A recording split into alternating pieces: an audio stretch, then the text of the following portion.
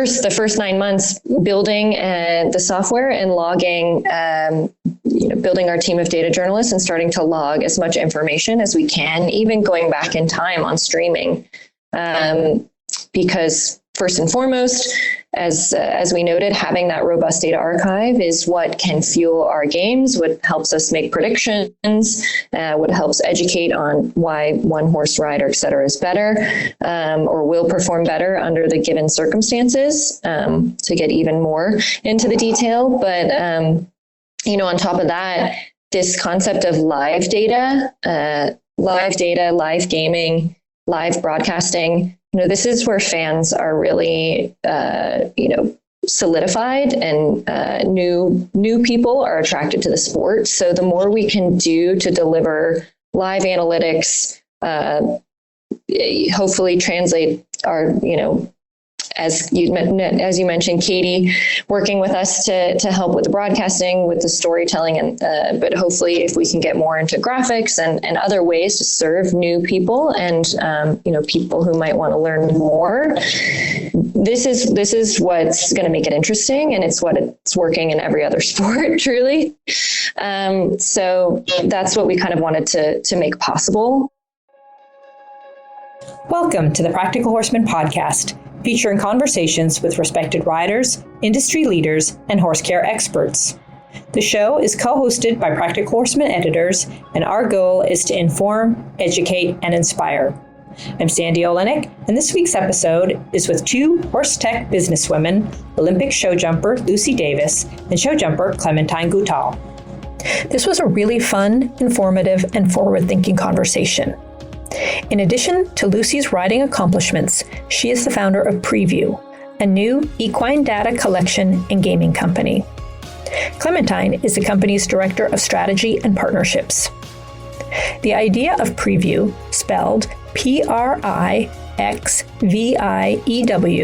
is to bring more exposure and engagement to the sport of show jumping, as well as to educate, build a community, and inspire fun. Lucy started the company in April of 2021, creating the software platform and hiring data journalists who watched previous competitions to collect information on each horse and rider pair. The types of data they collected and are now collecting looks at details such as the footing type, the course designer, who hit what fence, whether the horse hit the fence with his front or hind legs, and from what lead he was approaching the fence. Preview took that data and used it to develop its free-to-play fantasy game, which launched over the winter. In this game, users are placing predictions on real show jumping events. There are two prediction formats: head-to-head matchups, where you predict if one top-level rider will outperform another, or whether a certain rider will have more or less of the projected number of faults. And if you do well, you can win cash. You can base your predictions on anything you like, from your favorite horse or rider, or you can benefit from Preview's detailed analytics. Even top riders like Laura Crowder are playing, of course not in the classes she's actually riding. Lucy and Clementine are hoping that the more data users have about horse and rider combinations, the more interested they'll become in the sport and the athletes. Two other main points are the importance of how the data can be used to influence horse and rider welfare, and their interest in promoting women in horse technology, all of which they talk about in our discussion. To give you a little more background on Lucy and Clementine, Lucy earned an Olympic team silver medal in 2016 and a team bronze medal at the 2014 World Equestrian Games. She received a bachelor's degree from Stanford University in engineering and architecture and founded PonyApp out of school in 2015. Clementine is a lifelong rider who attended Brown University and shortly after graduating started a tutoring company, Upper Echelon Academy, for students balancing riding and academics as well as non-riding students. Additionally, she graduated from Columbia Business School in 2021. Her sister is Grand Prix show jumper Brianne Goutal-Marteau, who was the first junior rider to win all four major equitation championships in 2004 and 2005. Clementine says Brianne has been an inspiration for each step in her journey. Before we get into the conversation, I'd like to share a word from this episode's sponsor, Troxel. Troxel is introducing a new terrain helmet. This next level, low-profile helmet features 12 extra-large vents and a frontal reinforcement cage for maximum airflow and added impact resistance. The patented moisture-wicking Cool Core headliner, treated with innovative fused technology, fights odor-causing bacteria. With all of these features, this helmet is engineered for cool, comfortable rides. For more information, go to troxelhelmets.com. Now, let's jump right into the conversation, which starts with Lucy explaining what gaming and fantasy gaming is in general to set the stage for the rest of the discussion. Yeah, gaming is sort of a bit of an umbrella term.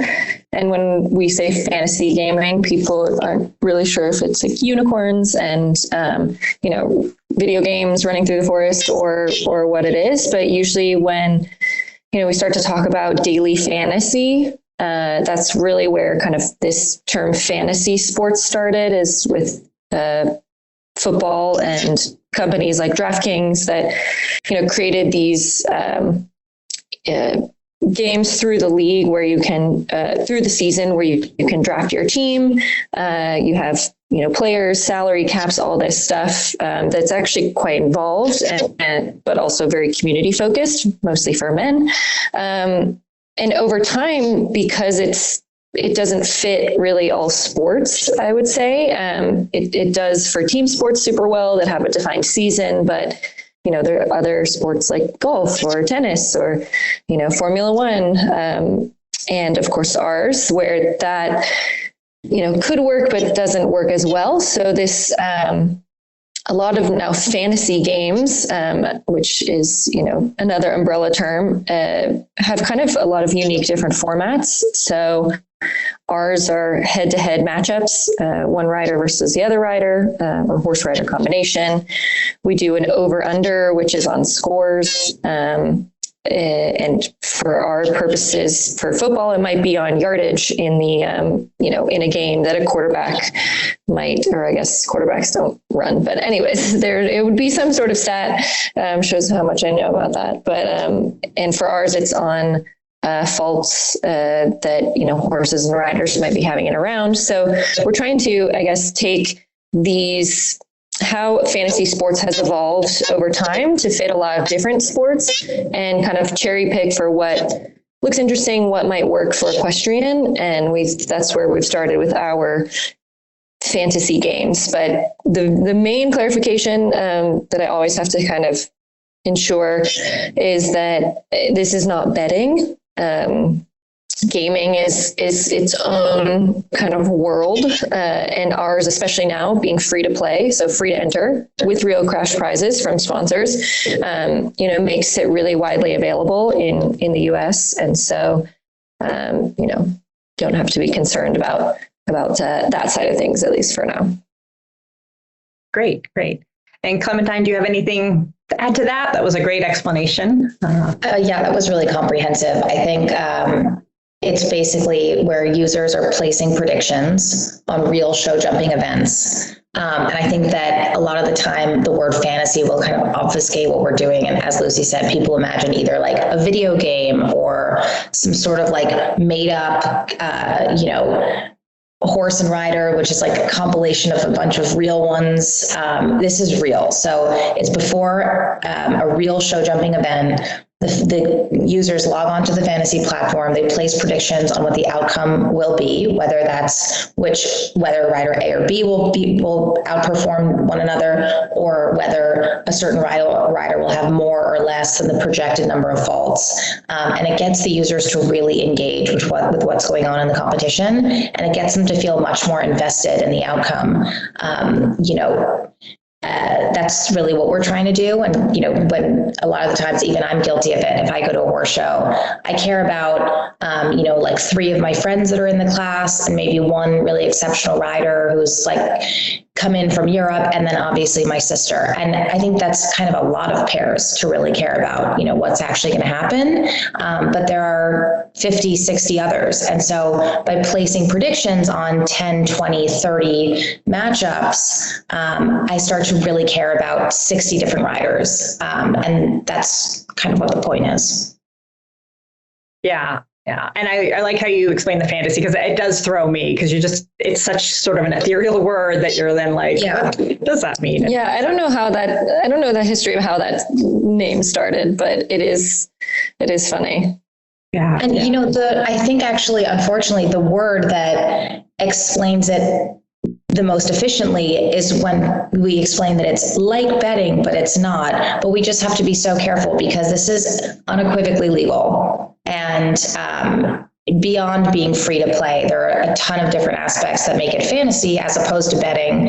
And we want to be really careful to not spook anyone, so that, no one thinks that we actually launched sports betting within equestrian. We're doing everything we can to work with the federations and make sure we're doing something that's really positive for the sport and something that's well received in the sport. And it's specifically fantasy and not betting.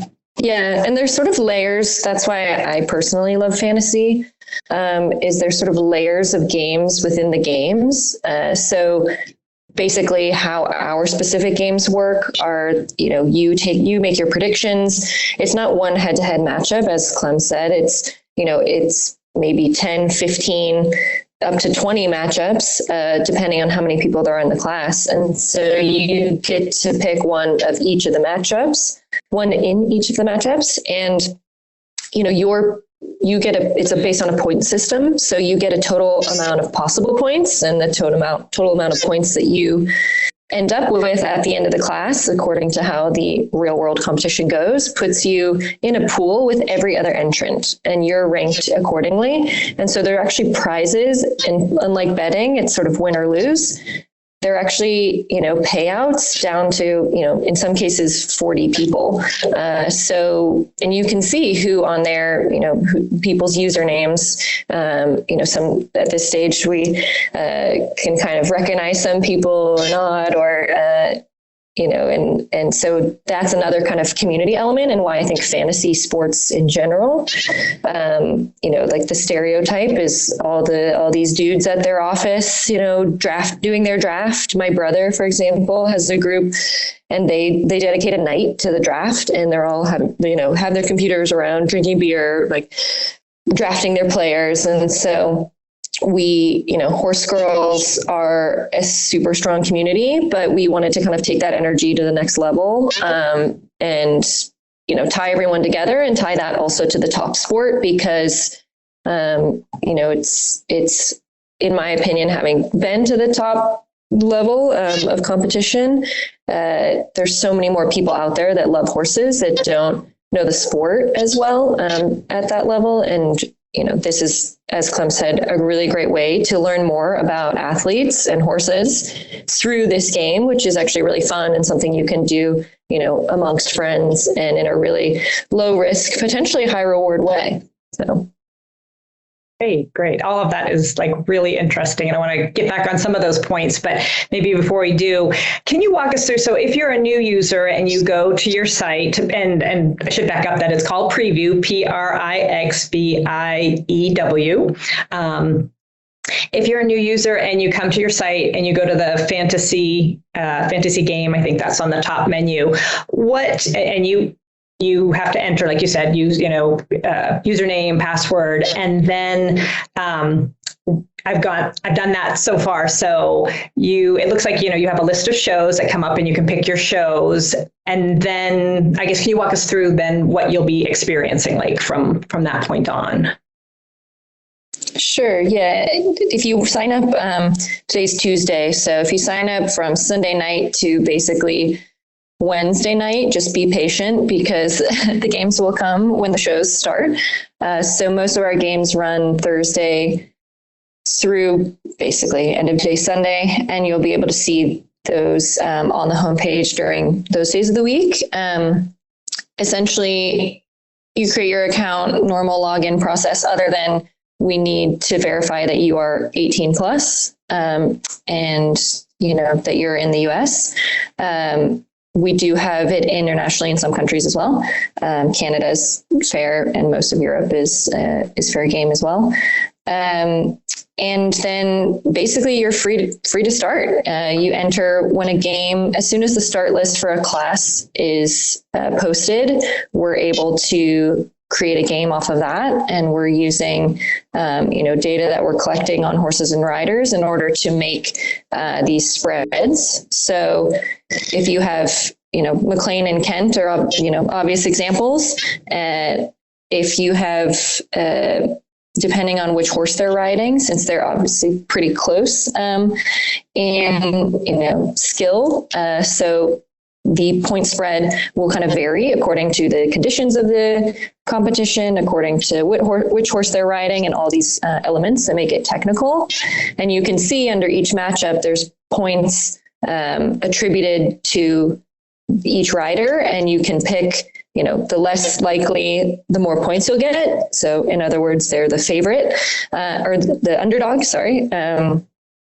And you can pick all the favorites, you can pick all the underdogs, you can pick who you like, you can pick who's cute, you can pick pretty much whatever strategy you want. There's a lot of different ones we've been hearing, which is exciting to see how people are thinking about it. But ultimately, you make your predictions. It could take 30 seconds if you know the horses and riders well, and it could take a couple minutes if you want to click into their profile, check their stats, learn a bit more.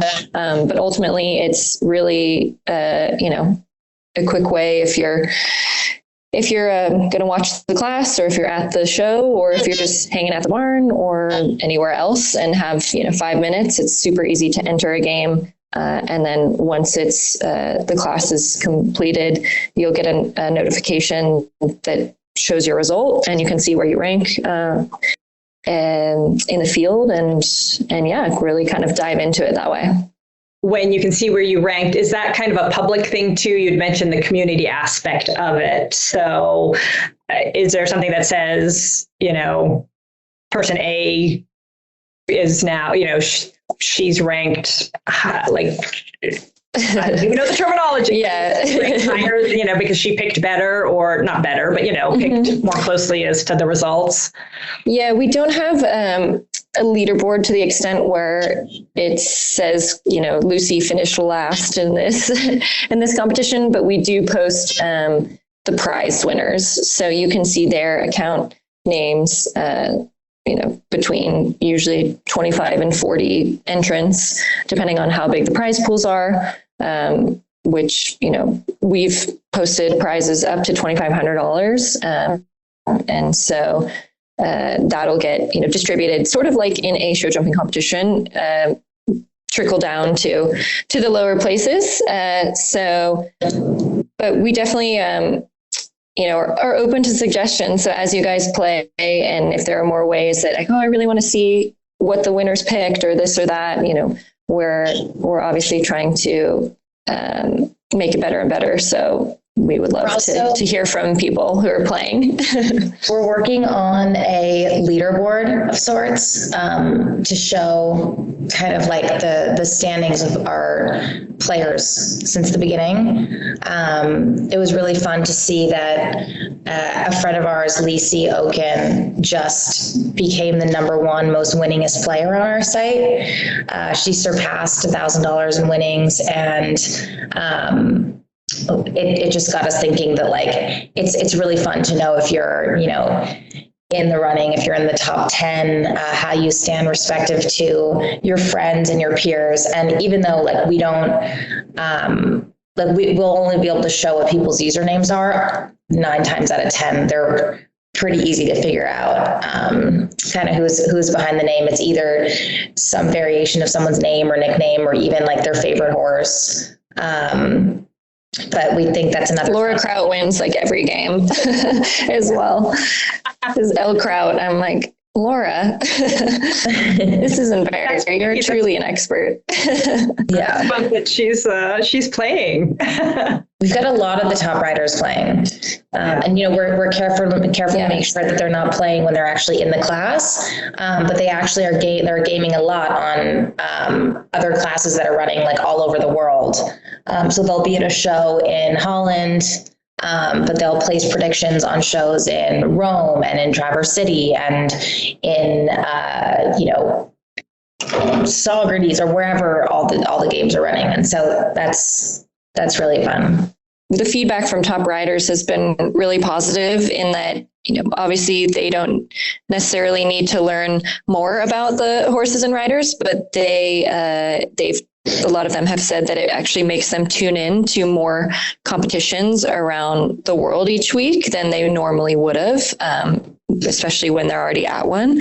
And so that's been exciting to know that the games kind of have something for everyone. And, ultimately the fact that we are covering events in Socrates and Traverse City, as well as Aachen and Rome and bigger events in Europe as well. We hope to kind of bring exposure to how many there are out there and how big the sport truly is week over week, every week of the year. So, that's where we have an advantage to other sports that have, one season, you got to get a ton of attention, build a ton of hype, and get as many eyeballs you can for the, week-long, month-long period. And for us, we have, events all over the world that are fantastic, truly each week. So being able to kind of attract somebody who might be competing in Socrates this weekend to the fact that there are, there are events in Europe and on the West Coast and all over is also a mission in terms of our educating about the sport at large. That kind of reminds me that kind of on the point of education and how the games have been a vehicle to kind of get people more interested in learning more and help them actually do that. Because on our site, anytime you're placing your predictions and you have the option to choose rider A or B or make a prediction on whether they'll have more or less faults than what's predicted. You have the option to click to learn more about that horse and rider combination, and all of our proprietary stats will come up, and you can look through the results of those horses and riders and really see what kind of faults they're having. If it's more of the time on grass that their faults are coming, or on sand, if they're on the left lead or the right lead, whether they're in combinations, whether it's more the faults are more concentrated in like verticals versus oxers versus Liverpools, to get really granular into the type of faults.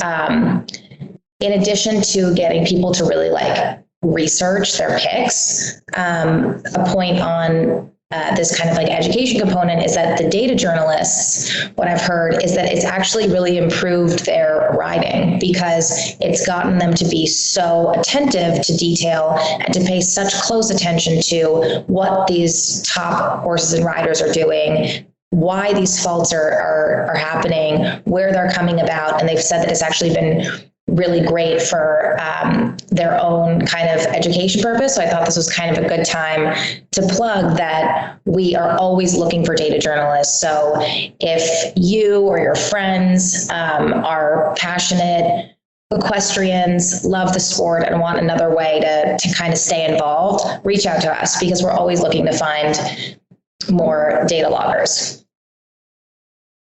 Yeah, and I think that's a great segue, because that's what I was going to get to. If you're not Laura Kraut or one of the big people who know all of these people, it sounds like the data collection is a big part of what you guys do to help, like you said, educate people. So I wanted to kind of dig into that even a little bit more. So on your site, and so basically you're collecting data, you're doing a lot of the work for not only the players, but for possibly commentators. I know Katie Stasak was saying she, will use the information, and it looked like you have on your site sort of I think it's under the news, but different stories sort of saying maybe why such and such a person won, because, so maybe could you dig into that a little bit more? Clementine, you mentioned it a little bit, but you've got these data journalists who I'm assuming are watching the classes, and then they're recording all of these different stats so that maybe we can all start to make sense of why, that it's not just random a lot of the time, that it's not just luck. So traditionally what's recorded in show jumping, as most people probably know, is the number of faults and the amount of time that was taken for a round to be completed. And that's great when you're like watching a class and you're trying to see the person who just went, whether they're going to go into fourth or seventh, but retroactively, it's not very useful. There are some insights you can glean from that level of data, which is like your clear round percentage at a height. It's not very useful. Like if I know that I'm at 1.45 meters, clear 30% of the time, it's fun to know, but it doesn't help me improve that or, really compare myself to Lucy, who might have a lower percentage clear at that height, but has done so many more classes at that height and has probably, maybe one more at that height or developed more horses that were learning and making mistakes. It's just not that useful. So we're not scraping data from anywhere. All of the data is owned by Preview. And it's not just faults in time. It's really specific to the type of faults, the type of all of the different conditions of the competition. So we see, we have the data journalists are logging when a fault comes down, which number fence on course it was, what lead the horse was on, if it was a vertical, an oxer, a skinny, a Liverpool, what type of jump, whether the point of contact, if the horse knocked the fence down with its front end or its hind end or something else, and so much more, the time of day, the course designer, and there are so many other points of, type of information that's coming out of, what's noted on the fault. And that's really useful, not just for performance enhancement. You could say, I'm clear 30% of the time at this height, but 70% of the time I'm having faults. And what's really good to know is that X% of the time, it's on the left lead at a vertical. So I know what I need to work on, whether I need to practice a left lead vertical at home or find exercises that are specific to enhancing that type of turn to that type of obstacle, whether I need to chat with my vet and make sure there's not something specific that's hurting my horse, that's maybe pinching when I'm on the left lead and it's coming out more, whatever it is. It's just much more useful. So beyond how that is helpful for the riders as it informs their training and their veterinary planning, et cetera. And by the way, they're like strategy when it comes to choosing which horse to use in a competition, because we can tell you whether, like, if you're the horse that you win more often on, you might actually do really well on sand and fiber mix, but it doesn't jump that well on grass. And you know that your horse that might seem like an underdog is actually like your favorite for the grass competition. So it informs your strategy. Beyond that, for broadcasters, when they're talking about what's going on, whether it's on the live stream or we hope to be, on TV all the time eventually, as Katie's demonstrated, if you take the predictive analytics, it's really useful to develop a compelling story. So it brings in people who already understand the sport, and understand what, otherwise would be esoteric language. It's still useful in creating a captivating narrative. So you learn why someone's favorited, why someone who might seem favorited is actually not that well set up for this class or this competition. And it's also really useful for people who don't already understand the sport and aren't just hearing that this horse is scopy and this rider has great feel and things that are not that don't make any sense to them. They're learning that this would be Kent's 100th win at this height, and this is why this combination is a particular challenge to this horse, looking at its stats and whatever. That's really useful for the sport. That's really useful for media, for broadcasting, performance, vets, everything. It's useful for the course designers as they put together the the course plan to know kind of what the strength and weaknesses of the competitive pool is. So we're really excited to have a much deeper and more useful set of information. Yeah, and I think that, again, similar to what we've been doing with gaming in terms of looking at what's been done well in other sports and applying it to equestrian. I guess the good news of not having much infrastructure to date is that we've been able to do that cherry picking. And the first thing I did in April last year, when starting the company, was build software to custom software to collect these additional data points that Clem talked about, like which lead your fault was, and which point of contact was it, the front legs or the back legs. Basically started the first 9 months building the software and logging, building our team of data journalists and starting to log as much information as we can, even going back in time on streaming.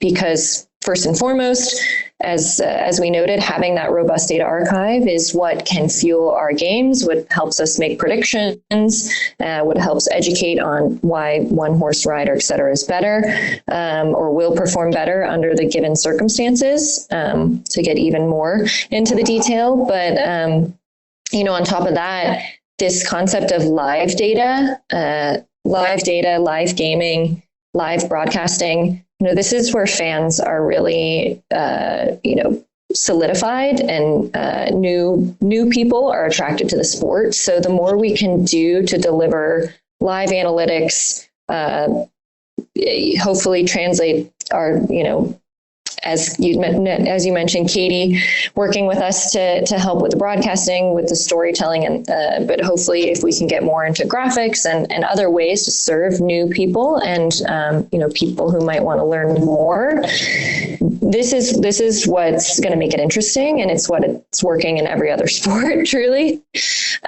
So that's what we kind of wanted to make possible. The gaming is, the cherry on top, because that really is what's kind of exciting and gets you connected with friends and you feeling more connected to the athletes that are winning for you, hopefully. But ultimately underneath that is a data infrastructure that we hope will kind of modernize the sport and bring this, what's now results each weekend on different websites and, siloed in federation, archives all over the world into, a singular, live, digestible, understandable place where you can use it, as Clem noted, for really whatever reason you're kind of looking for, if you're just interested in learning more about the sport, your own performance, others, et cetera. So, that's what's underneath it all. And two questions following up on that.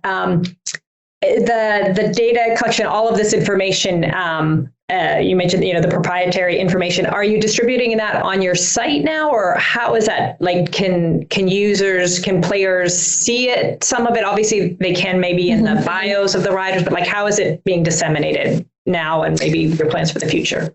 Yeah, so right now it's free on our site. Each rider at the top, we've been focused on, FEI classes and events and some of the larger US national ones to start. So most riders that are competing at those levels have profiles, they have, results, analytics based off of those results, a record of which horses they've been riding, things like that. That is free on our site. Everyone who is entering a game has access to see and use those to inform their predictions. We have been working with some broadcasting partners and the stuff that Katie's obviously using in writing some of the content on our site. We have more detailed, kind of in-depth capabilities that we can use to serve and specialize. And so hopefully we can build out more capabilities on our site and also expand actually the data collection pool. That's why, shout out to the recruitment of data journalists. If anybody's interested, right now it's essentially getting paid to watch horse shows. So if you're already watching horse shows, definitely let us know. But, hopefully through things, in cases where it doesn't have to be live or we don't have games off of those events, we can start to, again, cherry pick from what other sports are doing in terms of ways they're automating their data collection using, AI and other kind of streaming solutions. Also sensors, chips in jerseys, and sensors on certain equipment. Yes, all of these things are really transferable to and can be kind of integrated, I think, in equestrian. So over time, we're definitely looking into ways to make it so that if you're competing in any ring, you could start to have stats on your performance and really improve, hopefully in that way as well. So stay tuned for that over time. Clementine, I think I had read you had talked about, and you've touched on it, the equine and athlete welfare is sort of uppermost in your minds. Can you talk, what did you mean by that, and why, it might be obvious, but why is that important to both of you? We're both passionate equestrians. So at the core, we're horse lovers. We really care about the sport. We really care about the animals, and we really care about all the athletes, the riders and the horses. Data is critical for everything from, the progress of performance as well as welfare. It's really important to know which types of obstacles are causing a lot of faults, which is really exciting, and which types of obstacles are maybe not causing that many faults, but are causing catastrophic accidents. As we mentioned earlier, it's really insightful to be able to look at why you're having a specific type of fault more often. And if you're able to look at, I'm not competing anymore, but if I were able to look at my results and say, I knew I was always having the, B of the, A of the combination, and then I look at it and it's actually always a vertical and it's always on the right lead. I want to look with my vet at why that's happening in case there's something pinching or something hurting. And data's, a window into trends. And when trends are,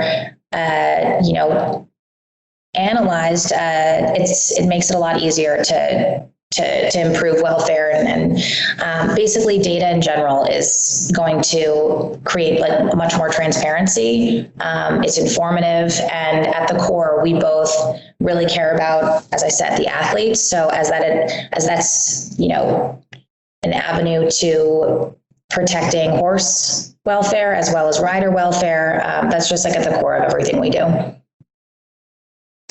Yeah, and there's also a component on our site where you can actually donate your earnings.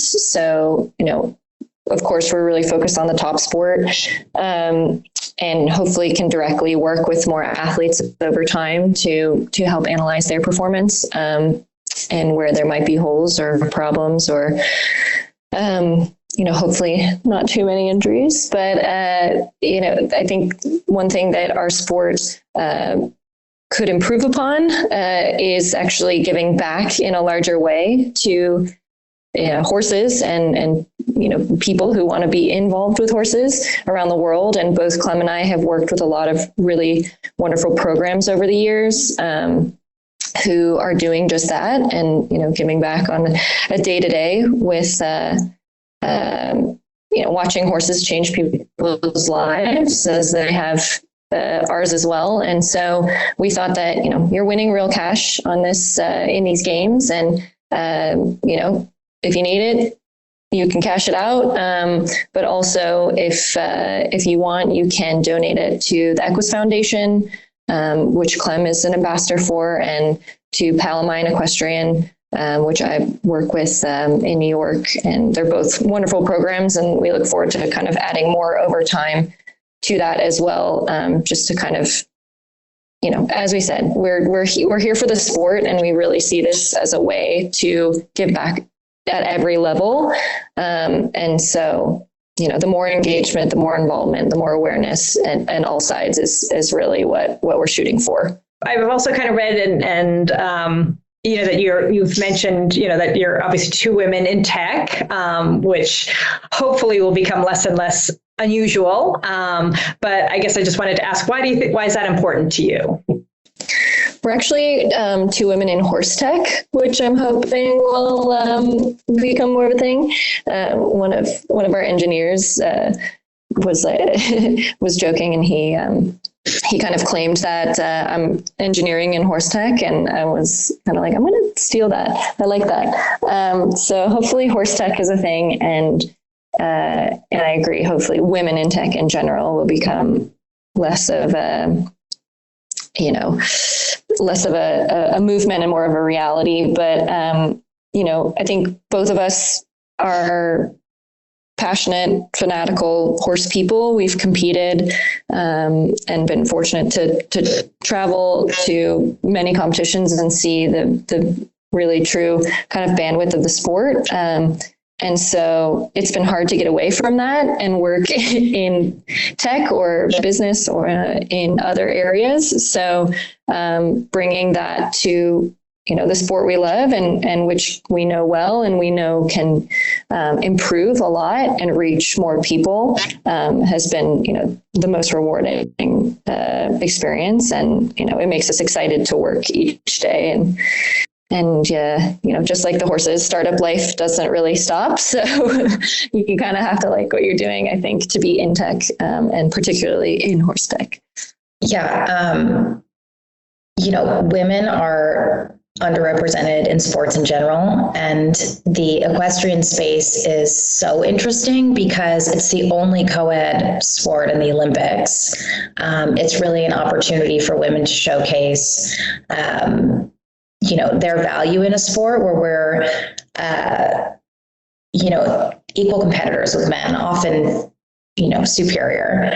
And similarly in tech, women have been underrepresented, and it's so important in any data aggregation system that, these biases aren't kind of embedded in any of the systems we're building and all of that. So, kind of for all these reasons, I think we're really proud to be women who are focused on the technology of a sport that is, creating equal opportunities for men and women, and just kind of at the granular level, making sure that there aren't, as I said, any kind of unconscious biases built into any of these programs or data systems. Yeah, and to add on to the tech part, the gaming, sports betting, et cetera, has been largely male focused, not just in participation, but in marketing. And, I've had many meetings where people have told me that it's because women are risk averse and because, and I've met too many competitive and,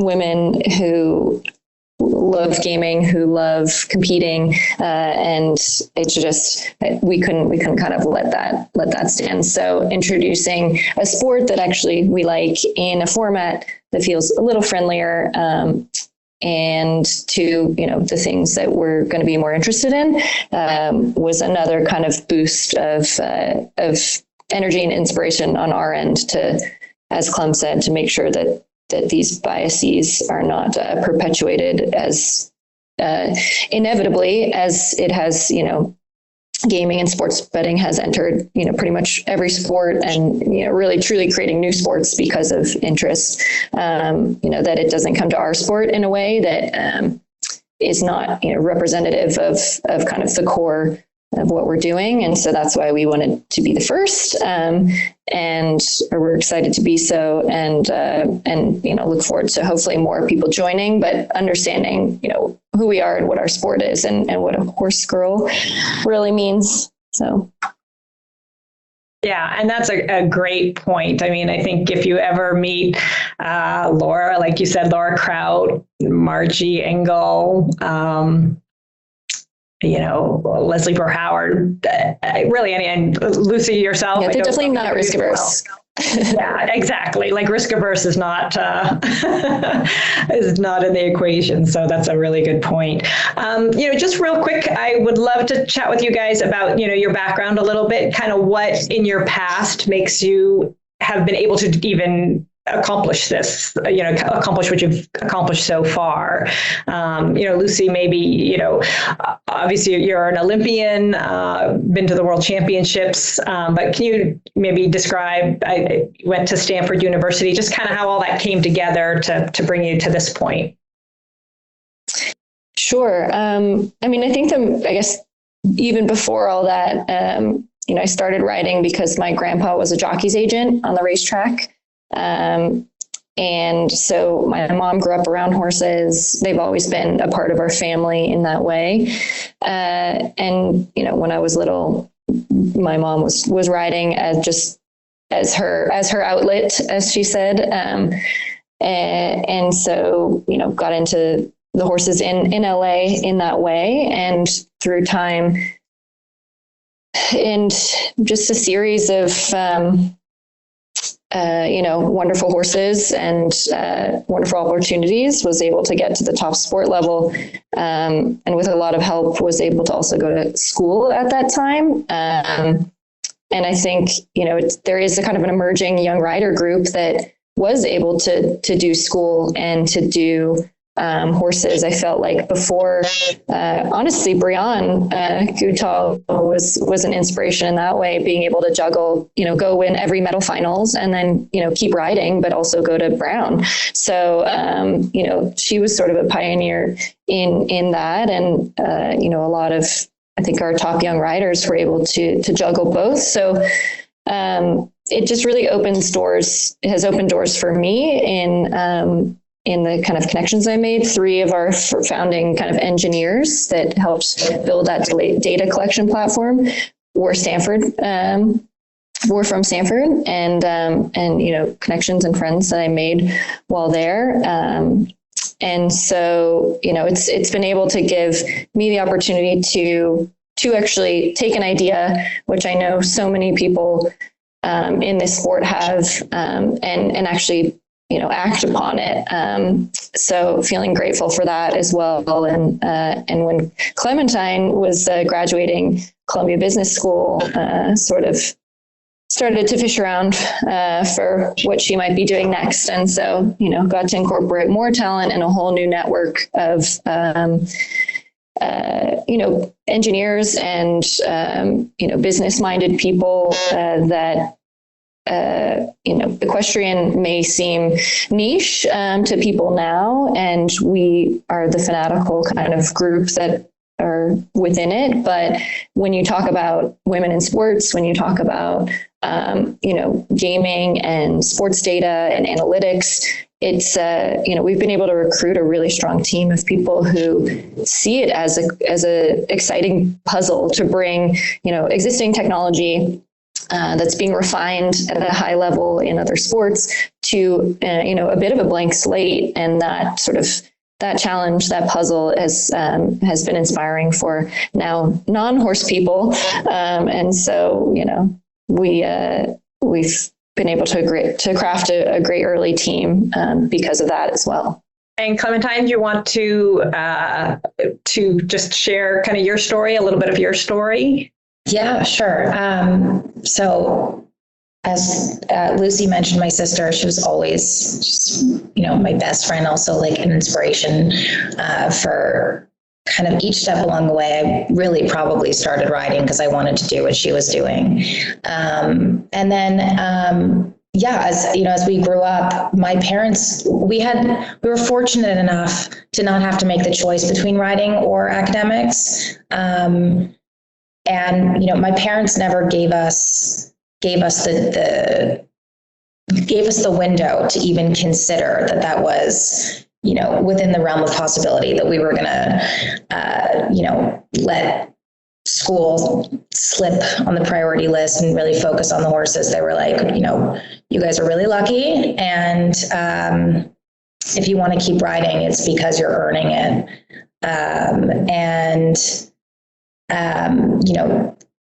As Lucy mentioned, Bree went to Brown. I went to Brown too. I always loved riding and loved competing, but I really cared about, keeping an open mind to what else was going on in the world and what else I was interested in. I personally always needed to do something outside of the riding to feel totally fulfilled. I'm very curious and I'm entrepreneurial. When I was graduating from school, I didn't want to stop riding, but I wanted to start a business. And I saw kind of a gap, which was an opportunity in the education space. And I started this tutoring company. It was really fun. I brought in amazing partners. And eventually sold the company after 8 years. And my partner's doing an incredible job running it. I'm really proud to be affiliated with this top tier education company. It's called Upper Echelon Academy, which focuses on students in the equestrian space that are balancing riding and academics, but has students who don't ride as well. And after that, I was in business school trying to figure out what else, what else I was really interested, where I wanted, my career to go. And Lucy and I would chat and kind of bounce ideas off of each other about what she was doing at Preview. And I thought it was so interesting. I thought there was so much potential and possibility. At business school, I was learning kind of the fundamentals of business from, finance to marketing and business to like data sciences and analytics, and realized I was very interested in tech and bridging this gap specific to the riding world. So I was really happy when she wanted me to come work at Preview, and it's been really, really fun to be involved especially now that I'm not really riding, to stay involved in the sport and work to create opportunities for everyone in the industry and, in every way give back to the sport. We want riding to be considered a sport that's not niche, for people to realize that it's got all the amazing, exciting components of a sport like Formula One, where it's fast, it's dangerous, it's elite, it's, international, but it's also co-ed, and there are horses involved, which should pull at anyone's heartstrings. It's been really fun to work on this and work with Lucy.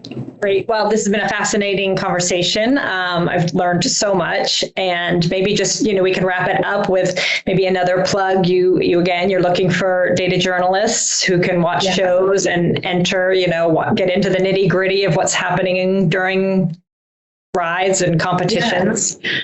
So they can find out more information on your website. Yeah, the email on the website. We have a careers page, which we'll keep updated as well. If you are looking for, data journalist is a really cool role because, as I said, you get paid to watch horse shows, but also, it's very much on your own time. If you can do an event live in your area, and we're partnered with them, then, we can do it on site, or it's, live on streaming. Or if you're, working in the horse world and you have Mondays off, and you can't, do anything live, we're, like I said, doing stuff, blogging classes in the past. So just to build our data archive as much as possible. So, if you're interested in watching the Aachen Grand Prix from 2016 on a Monday, definitely let us know. And, if you want to get more formally involved, we hope to be hiring over the next kind of year as well. So definitely also stay in the loop. Importantly, to be a data logger, you need to, the prerequisites, you don't need to know what we're talking about when we say you're logging data. As long as you know what you're seeing when you're watching show jumping classes, and know leads, point of contact, we can teach you how to log the data.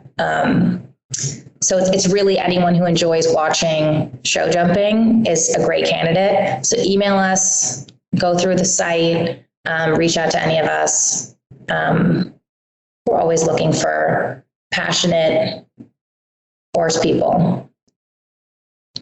So the site again is Preview, PRIXVIEW.com. Yeah. And do you have the email handy? info@preview.com. It's just info@preview. Yeah. Okay. Great. Okay. Anything else that you want to add? I mean, covered a lot. I think we covered a lot. Yeah. Yeah. Okay. Thanks for having us. It's been, thank you so much for having us. It's been great to explain. It's a lot of new stuff for people. So I think being able to explain it, at length we're really appreciative of that opportunity. Great. Well, thank you both for spending so much time with us. I really appreciate it. Thanks for listening to this week's episode with Lucy Davis and Clementine Goutal, and a big thank you to the episode's sponsor, Troxel. Learn more at troxelhelmets.com. You can subscribe to the Practical Horseman podcast on Apple Podcasts, SoundCloud, Stitcher, or wherever you get your podcasts. While there, please rate and review the show. I'm Sandy Olenek, and you've been listening to the Practical Horseman podcast.